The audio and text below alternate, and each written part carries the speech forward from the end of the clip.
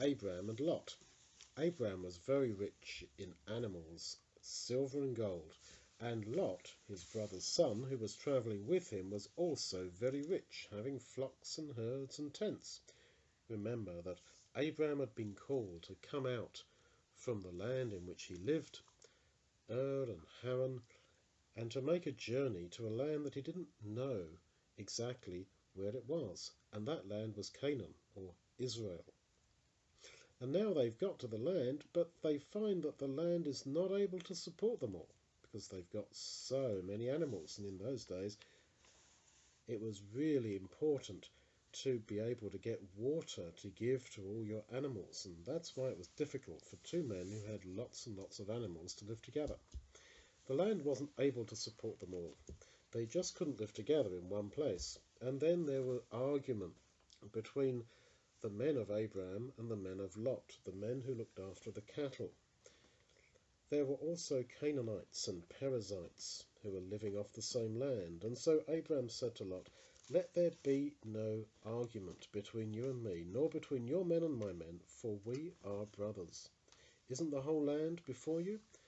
Separate yourself, please, from me. If you choose the left hand, I will go to the right, or if you move to the right, I will go to the left."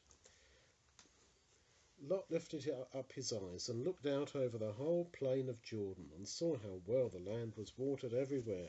It was like the garden of the Lord, the Garden of Eden, and like parts of the land of Egypt. So it was very green and nice. Lot chose for himself all the plain of Jordan. He went towards the east, and they separated one from the other. And Lot lived in the cities of the plain, and pitched his tent near Sodom, which we're going to later read was destroyed because the people there were wicked and sinful. Abram lived in the land of Canaan. And Sodom burst into fire. God set it on fire because of its wickedness. That's right. And it would have been better, really, if Lot had never been there. Well, when Lot had departed, God said to Abram, "Lift up your eyes now and look northward, southward, eastward, and westward. For all the land which you see I will give to you and to your seed or descendants forever. And I will make your descendants like the dust of the earth, so that if anyone could count the dust of the earth, he could be able to count your descendants." So he would have looked around, and he would have looked over the green area near Sodom where Lot had gone to live. And God says to Abram, "I will give you and to your descendants this land forever."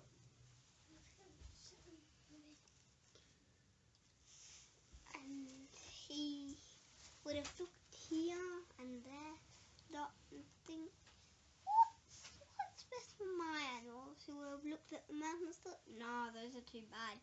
Looked at Sodom and thought, I'll just go and live close to there, but I won't fall in with those people.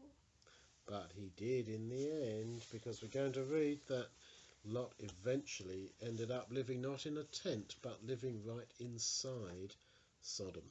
Yes.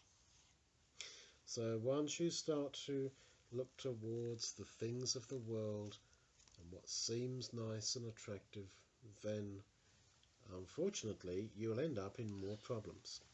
God said to Abraham, "Arise, walk through the land, in the length of it and the breadth of it, for to you I will give it all." Abraham moved his tent and went and lived in the plain of Mamre, which is in Hebron, and there he built an altar to the Lord.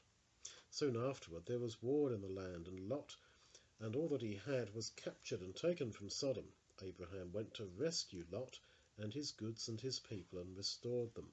Now you see, Lot started to suffer because he was in with the people of Sodom, and so he suffered the judgments that came upon them.